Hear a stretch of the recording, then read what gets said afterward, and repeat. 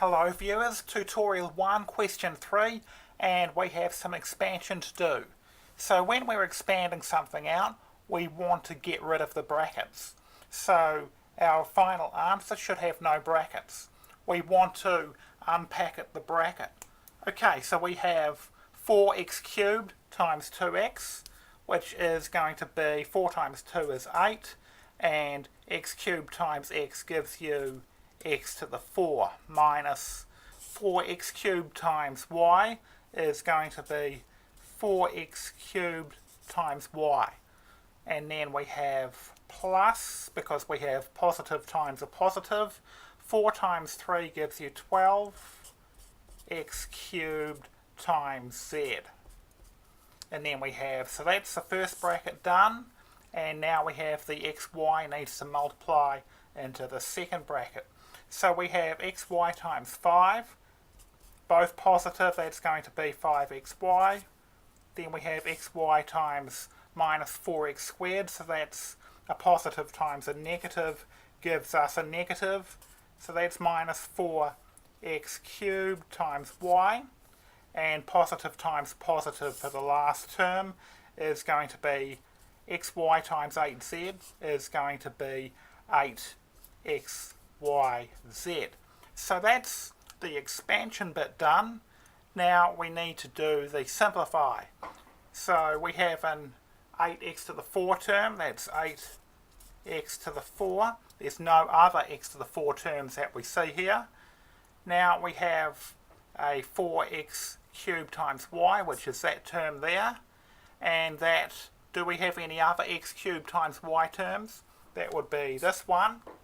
So we need to combine those two terms, so we get 4x cubed times y plus negative 4x cubed times y is negative 8x cubed times y.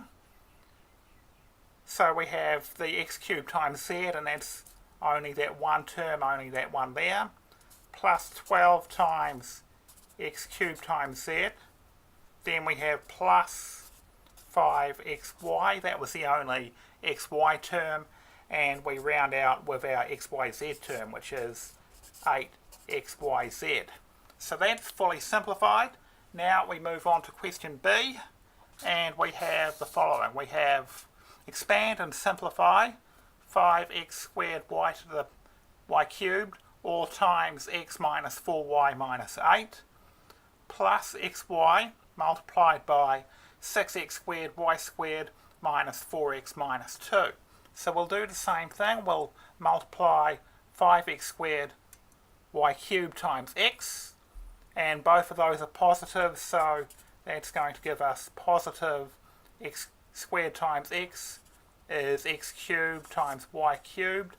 Then we have 5x squared times y cubed times 4y, which is 5 times 4 is 20. Positive times negative makes this a minus. And then we have x squared y to the 4 minus, so we have 5x squared y cubed times 8 is 40 times x squared y cubed. So that's that first bracket done. Now we have to multiply xy into the second bracket. So xy times 6x squared y squared is going to give us, it's both terms positive, so our result will be positive. 6x cubed times y cubed minus 4x times xy is going to be 4x squared times y minus 2xy. So we've expanded. Now we need to simplify. So any like terms that we can see, we've got two terms that have our x cubed y cubed combination.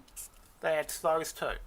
So 5x cubed y cubed plus 6x cubed y cubed, that gives us 5 plus 6 is 11 x cubed y cubed, and that's the only double up because x squared y to the 4, that's the only term with that combination, so that's just going to stay as is.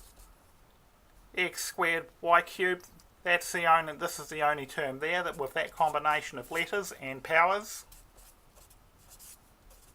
We've dealt with this.